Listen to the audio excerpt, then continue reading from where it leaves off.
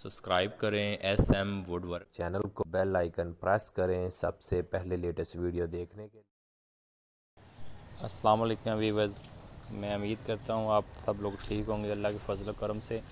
हमने drawing room और TV launch के सेंटर वाली वॉल बनाई है, इसको डेकोरेशन कर दिया जाली लगा के। CNC जाली है ये, दीवारों के साथ भी CNC जाली फिट कर दी है और वसाची का इसका बॉर्डर लगा दिया है और इसको डार्क कलर की पॉलिश करवा के इसको फिट कर दिया है। हमारी वीडियो को लाइक कर दें, साथ ही बेल आइकन प्रेस कर दें ताकि आपको नई आने वाली वीडियो को नोटिफिकेशन मिल सके।